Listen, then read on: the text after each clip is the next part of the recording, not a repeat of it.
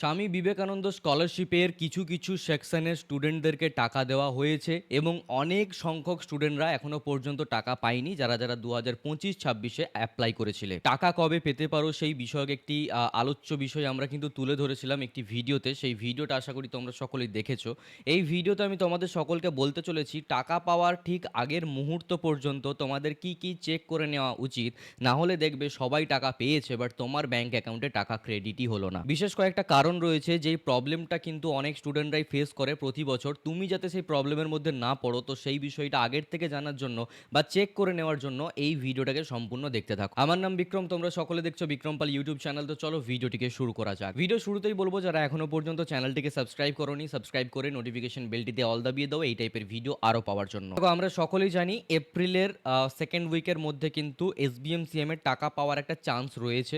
এবার চান্স কেন বললাম সেটা অলরেডি আমরা আলোচনা করেছি যে ফান্ডের বিষয়টা কিন্তু অনেকটা ম্যাটার করে। বাট যতদূর জানা যাচ্ছে এপ্রিলের সেকেন্ড উইক করে টাকা পাওয়ার একটা চান্স রয়েছে। এবার ধরে নাও যে ওই সময় টাকা দিয়ে দেওয়া হলো যাদের যাদের স্যাংশন বগেরা হয়ে গেছে। তো এবার ধরে নাও যে তোমার সকল ব্যাচমেটরা টাকা পেয়েছে, তুমি কোনো মেসেজ পাওনি।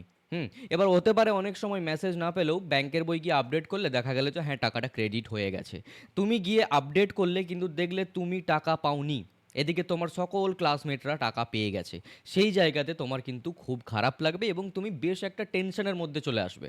যদি সেই টেনশনটা না নিতে চাও তাহলে তোমাকে বিশেষ কয়েকটা জিনিস চেক করতে হবে যে এইগুলো সব তোমার ঠিকঠাক আছে কি না।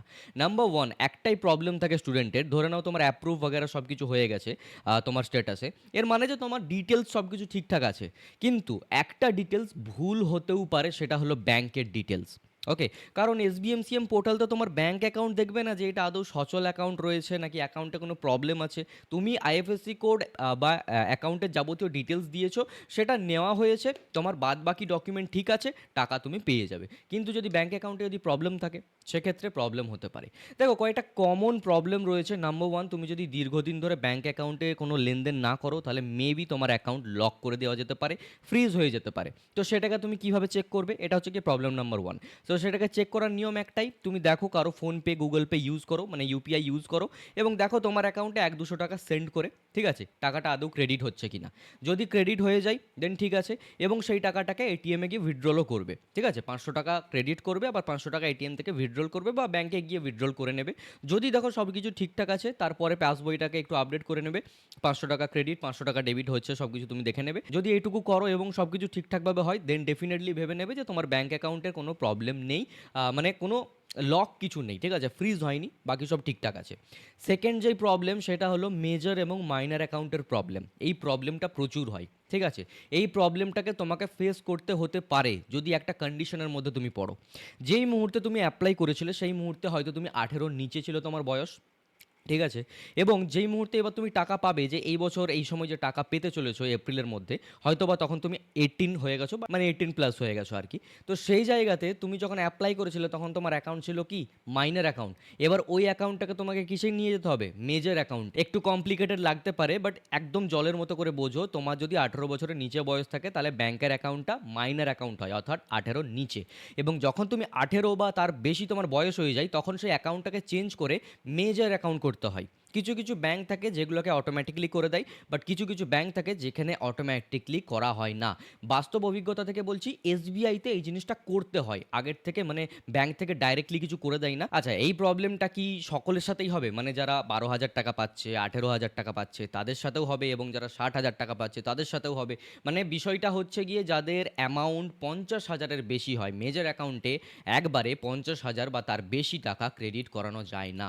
ঠিক সেই কারণেই তোমাকে দেখতে হবে তুমি অ্যাকচুয়াল কোন ক্যাটেগরি স্টুডেন্ট। তুমি যদি প্রফেশনাল কোর্স করো, তুমি যদি 50,000 টাকার বেশি তুমি স্কলারশিপে পেতে চলেছো, সেই জায়গাতে তোমাকে দেখতে হবে তোমার মাইনর অ্যাকাউন্ট ছিল কিনা এবং তুমি বর্তমানে মেজর হয়ে গেছো কিনা। মানে তুমি যদি মাইনর থেকে মেজরে চলে এসেছো এবং ব্যাঙ্ক অ্যাকাউন্টে কোনো আপডেট করোনি, তো সেই ক্ষেত্রে তোমাকে ব্যাংকের শাখাতে যেতে হবে বা ব্যাংকে যেতে হবে এবং সেখানে গিয়ে বলতে হবে আমি আমার অ্যাকাউন্টে মেজর অ্যাকাউন্ট করতে চাই, এবং সেখানে একটা দরখাস্ত জমা করলে বাদবাকি প্রসেসে তোমার কিন্তু মেজর অ্যাকাউন্ট হয়ে যাবে।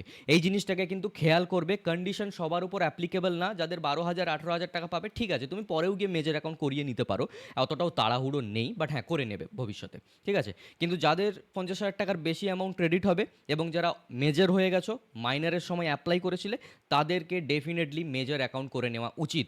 এবার সমস্ত ব্যাংকের বিষয়টা আমি জানি না, কারণ পাঞ্জাব ব্যাংকে মেবি নাও হতে পারে, ঠিক আছে। আমার পাঞ্জাব ব্যাংকে ছিল, আমার স্টুডেন্ট অ্যাকাউন্ট ছিল, বাট আমি 60,000 টাকা পেয়েছিলাম। কিন্তু আমারই একটা ফ্রেন্ডের এসবিআই ছিল এবং সেই এসবিআইতে মেজর অ্যাকাউন্ট না হওয়ার কারণে ক্রেডিট হতে পারেনি, টাকাটা ফেসে গিয়েছিল। পরে অনেক কিছু কাঠখড় পুড়িয়ে টাকাটি ক্রেডিট করাতে পেরেছিলাম। তো দেখবে তোমার কোন ব্যাংক এবং সেই ব্যাংকে গিয়ে একবার কথা বলে নেবে, কনফার্ম হয়ে নেবে, দ্যাটস ইট। তো এই দুটো প্রবলেম ব্যাংকে প্রচুর পরিমাণে হয়, প্রচুর মানে প্রচুরই পরিমাণে হয়। থার্ড যে প্রবলেম, তুমি দেখবে তোমার অ্যাকাউন্টেতে কেওয়াইসি কমপ্লিট আছে কি না, ঠিক আছে। কেওয়াইসি না কমপ্লিট থাকলে করিয়ে নেবে। অর্থাৎ তোমার ব্যাংক অ্যাকাউন্টে এই তিনটে জিনিসকে কমপ্লিটলি করে রেখো, চেক আউট করে নিও, যাতে পরবর্তীতে টেনশন না নিতে হয়, প্রবলেমে না পড়তে হয়, ঠিক আছে। হোপফুলি তোমরা সকলেই বিষয়টা বুঝতে পেরেছো। আচ্ছা, কবে টাকা পেতে পারো সেই নিয়ে বিস্তারিত আমি আলোচনা করেছি, তোমরা আই বাটনে ভিডিও দেখতে পাবে বা এন্ড স্ক্রিনে কোথাও না কোথাও দেখতে পাচ্ছ, একবার দেখে নিতে পারো যদি কোনো মনে সংশয় থাকে যে কবে টাকা পেতে পারি। Okay, thank you so much to all of you. আজকের এই ভিডিওটা এই পর্যন্তই। সকলেই ভালো থেকো, সুস্থ থেকো, এই তিনটে পয়েন্টকে অবশ্যই চেক আউট করে নিও। Thank you so much to all of you, by.